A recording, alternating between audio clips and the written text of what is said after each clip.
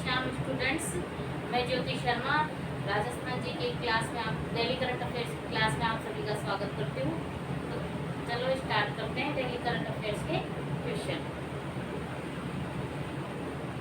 मुंबई में राज्य के किस अधिकारी को exemplary leader of the year award से सम्मानित किया गया है? तो वो है पवन अरोड़ा। तो स्टूडेंट्स, राजस्थान में एक RHB मतलब राजस्थान हाउसिंग बोर्ड एक संस्था है और इस संस्था की स्थापना कब हुई? 24 फरवरी 1970 को। राजस्थान हाउसिंग बोर्ड की स्थापना कब हुई? 24 फरवरी 1970 को इसकी स्थापना हुई।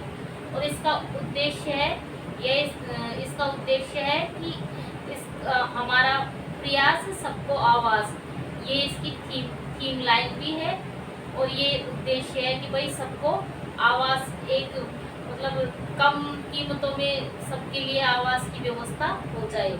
ये RHB राजस्थान हाउसिंग बोर्ड का उद्देश्य है। कुछ और राजस्थान हाउसिंग बोर्ड की कुछ ऐप भी है, इनमें से है RHB ग्रीन ऐप, RHB सतर्क ऐप, RHB आवास ऐप भी आ जाते हैं। इसी RHB को 2022 में कौन सा अवार्ड मिला था? स्कॉच गोल्ड अवार्ड से भी नवाजा गया था इसको। और इस RHB के चेयरमैन कौन है? इस राजस्थान हाउसिंग बोर्ड के चेयरमैन है पवन अरोड़ा। और पवन अरोड़ा को हाल ही में एक अवार्ड दिया गया। कौन सा अवार्ड दिया गया इनको? जनसंपर्क श्री अवार्ड दिया गया। कौन सा अवार्ड दिया गया पवन अरोड़ा जी को? जनसंपर्क श्री अवार्ड इनको प्रदान किया गया।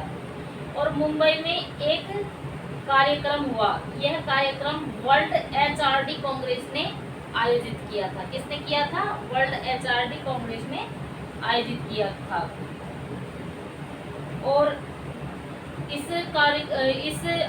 जो कार्यक्रम हुआ था, इस कार्यक्रम के तहत राजस्थान के हिस्से में 2 अवार्ड आए थे। कितने अवार्ड आए थे? 2 अवार्ड आए थे। एक तो RHB को मिला एक्सीलेंस इन PSU। कौन सा अवार्ड मिला? Excellence in PSU। और एक अवार्ड आता है हमारे RHB के चेयरमैन है पवन अरोड़ा जी, इनको मिला है exemplary leader of the year. Exemplary leader of the year, ये अवार्ड किसको मिला? पवन अरोड़ा जी को। अब नेक्स्ट क्वेश्चन पर आगे बढ़ते हैं। राजस्थान द्वारा प्रशासन गांव के संग अभियान 2023 की अवधि कब तक के लिए बढ़ाती है? तो ये बढ़ाती है 31 जुलाई 2022 तक के लिए बढ़ा दी गई है।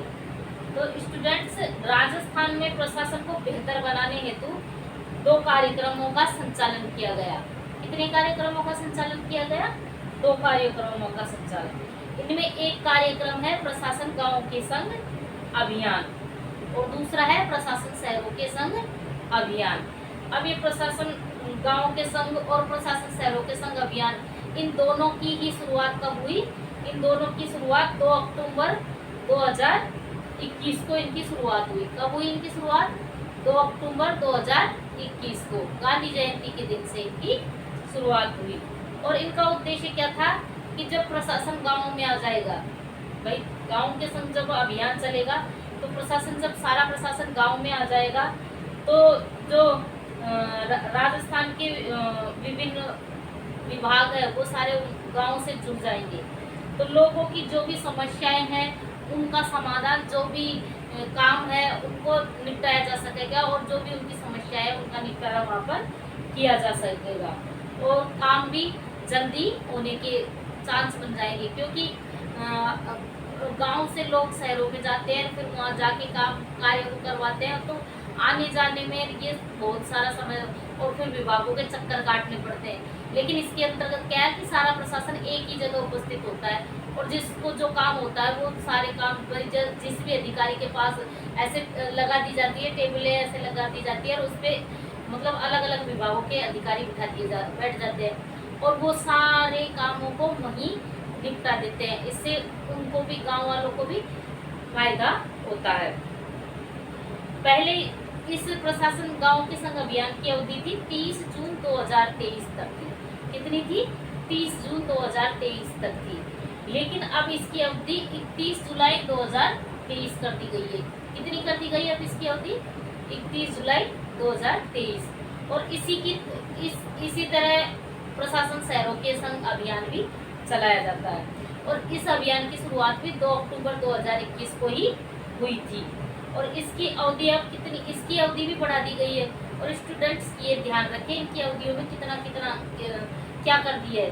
तो इसकी अवधि कर दी है 30 सितंबर 2023, और प्रशासन गाँव के संग अभियान में 30 जुलाई 2023 की है, और इसकी 30 सितंबर 2023 कर दी गई है।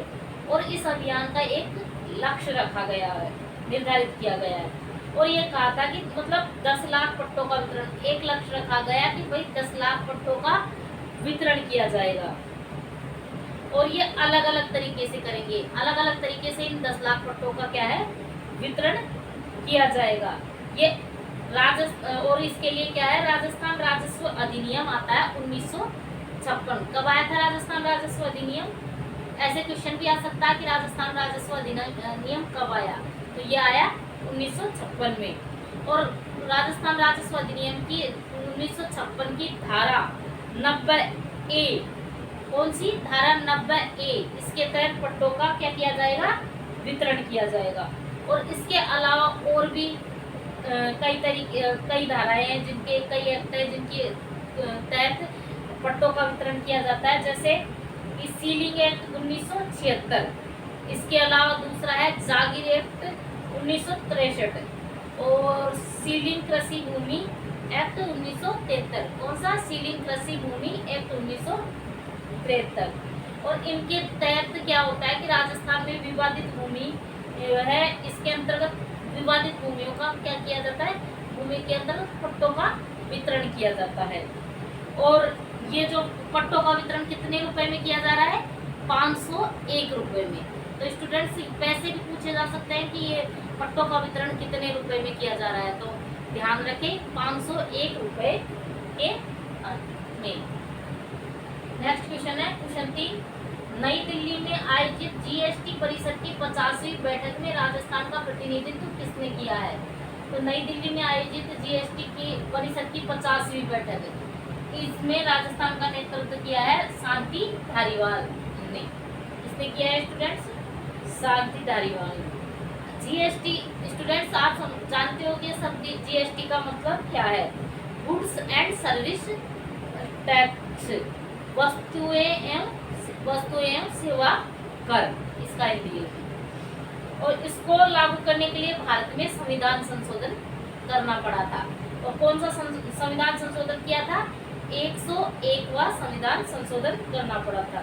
और 101वें संविधान संशोधन के तहत भारत में जीएसटी को लाया गया, और इसको लागू किया 1 जुलाई 2017 को। तो कब लागू किया गया जीएसटी को? 1 जुलाई 2017 को। और जीएसटी 3 प्रकार के होते हैं। एक तो सीजीएसटी। सीजीएसटी क्या होता है कि जो भी कर आता है वो सीधे केंद्र के पास जाता है, इसे कहते हैं सीजीएसटी। और एसजीएसटी होता है कि जो भी ये कर आता है, गुड्स एवं सर्विस टैक्स जो भी आता है वो राजस्थान सरकार के पास रहेगा। इसलिए राजस्थान या कोई भी स्टेट की सरकार हो तो उनके पास रहेगा। और तीसरे नंबर पर आता है आईजीएसटी। तो आईजीएसटी वो कर होता है जिसके अंतर्गत मतलब 2 राज्य मिलकर व्यापार करते हैं, 2 राज्यों में वस्तुओं का लेन देन होता है, तो उनमें जो भी टैक्स आएगा वो उन दोनों राज्यों के बीच ही तो बांटा जाएगा, तो उसको कहते हैं आईजीएसटी। और जीएसटी के लिए टैक्स का निर्धारण करने के लिए अपने एक काउंसिल का गठन किया गया, जीएसटी काउंसिल। और इसका गठन कब हुआ? जीएसटी जब लागू हुआ था ना, उससे पहले ही इसका गठन कर लिया गया। और ये जीएसटी काउंसिल का गठन कब हुआ? 12 सितंबर 2016 को। कब हुआ जीएसटी काउंसिल का गठन? 12 सितंबर 2016 को। और जीएसटी काउंसिल का उल्लेख अनुच्छेद 279A के तहत आता है। कौन से अनुच्छेद के तहत आता है? 279A के तहत आता है। जीएसटी काउंसिल में कुल कितने सदस्य हैं? तो जीएसटी काउंसिल में कुल 33 सदस्य है और इसका अध्यक्ष वही होगा जो केंद्र में वित्त मंत्री होता है। वो इसका अध्यक्ष, जीएसटी काउंसिल का अध्यक्ष कौन होता है? जो केंद्र में वित्त मंत्री होता है ना, वो ही जीएसटी काउंसिल का अध्यक्ष होता है। और अब इसी जीएसटी काउंसिल की 50वीं बैठक हुई है। कहाँ हुई है ये 50वीं बैठक? ये 11 जुलाई 2023 को नई दिल्ली के विज्ञान भवन में हुई है। कहाँ हुई है? नई दिल्ली के विज्ञान भवन में 11 जुलाई 2023 को। और इसमें राजस्थान का प्रतिनिधित्व किसने किया है स्टूडेंट्स? शांति धारीवाल ने किया। और इस दिन कहा गया कि ऑनलाइन, मतलब इसी दिन कहा गया कि ऑनलाइन जो आप गेम खेलते हो तो उस गेम में क्या है, ऑनलाइन गेमिंग में अब 28% टैक्स कर दिया है गया है। और इसी बैठक में जो हमारे वित्त मंत्री है निर्मला सीतारमण, तो निर्मला सीतारमण जी द्वारा एक लघु फिल्म जारी की गई जीएसटी के ऊपर, और जिसका नाम था जीएसटी परिषद यात्रा की ओर 50 कदम। क्या नाम था? जीएसटी परिषद यात्रा की ओर 50 कदम। और ये किसने जारी की? तो ये हमारे वित्त मंत्री निर्मला सीतारमण ने जारी की थी। जीएसटी का सुझाव देने वाली समिति का नाम क्या था? तो जीएसटी का सुझाव देने वाली समिति का नाम था विजय केलकर समिति। उसने जीएसटी का सुझाव दिया था। और भारत में जो जीएसटी लागू है वो लगभग कौन से मॉडल पर आधारित है? तो कौन से देश के मॉडल पर आधारित है? तो भारत में जीएसटी का प्रारूप लगभग कनाडा के मॉडल पर आधारित है। अब नेक्स्ट क्वेश्चन पर आगे बढ़ते हैं। हाल ही में किसके द्वारा राज्य पर्यावरण प्रभाव आकलन प्राधिकरण व राज्य विशेषज्ञ मूल्यांकन समिति के पुनर्गठन के प्रस्ताव को स्वीकृति प्रदान की गई है? तो ये की गई है अशोक गहलोत जी द्वारा प्रदान की गई है। तो स्टूडेंट्स, राजस्थान में राज्य पर्यावरण प्रभाव आकलन एक प्राधिकरण का गठन हुआ और ये पहली बार जुलाई 2008 में हुआ था। इसका गठन कब हुआ था? जुलाई 2008 के अंतर्गत इसका गठन हुआ था। उसके बाद एक राज्य स्तरीय पर्यावरण समाधान निर्धारण प्राधिकरण समिति का गठन किया गया और उसके बाद राज्य पर्यावरण प्रभाव आकलन प्राधिकरण आता है तथा इसका दोबारा पुनर्गठन कब हुआ? तो इसका दोबारा पुनर्गठन दिसंबर 2014 में हुआ और इसकी अवधि कितनी थी? 3 वर्ष के लिए, मतलब इसका गठन हुआ 2017 तक। अब 2017 में ये बंद हो गई। तो अब जब बजट 2023-24 आया तब इसके पुनर्गठन करने की मंजूरी दी गई। और राजस्थान में अब वर्तमान में क्या हुआ है कि इसको हमारे जो सीएम साहब है उन्होंने इसके गठन की मंजूरी प्रदान कर दी है।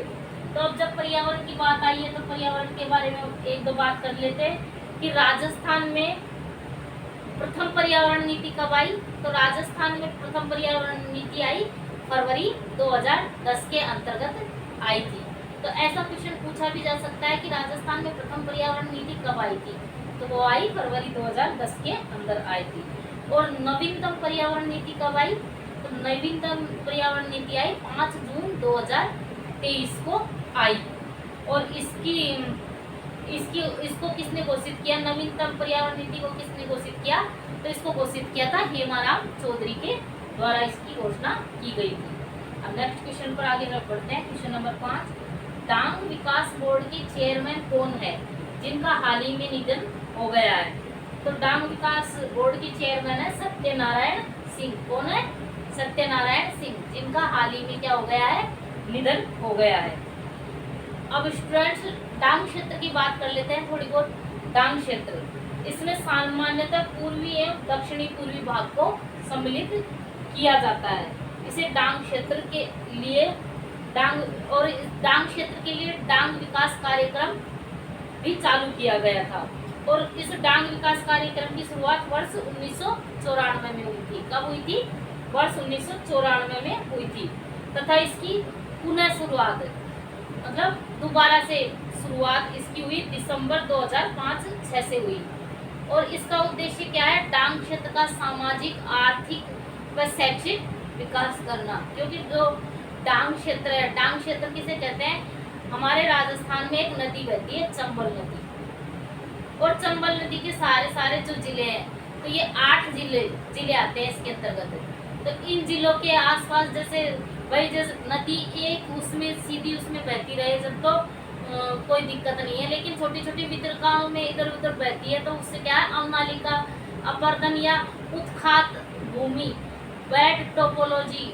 कई बार क्वेश्चन भी आता है कि भाई उत्खात भूमि, वेट टोपोलॉजी ये कौन सी नदी बनाती है? तो ये चंबल नदी बनाती है। और इस नदी के आसपास के जिलों में ये उत्खात भूमि ये बन जाती है, तो वहाँ का मतलब सामाजिक, आर्थिक, शैक्षिक स्तर प्रभावित होता है। और इस चीज का विकास करने के लिए 8 जिलों में डांग क्षेत्र विकास कार्यक्रम चलाया जा रहा है। तो इनमें है कोटा, बूंदी, बारा, झालावाड़, भरतपुर, धौलपुर, करौली और सवाई माधोपुर।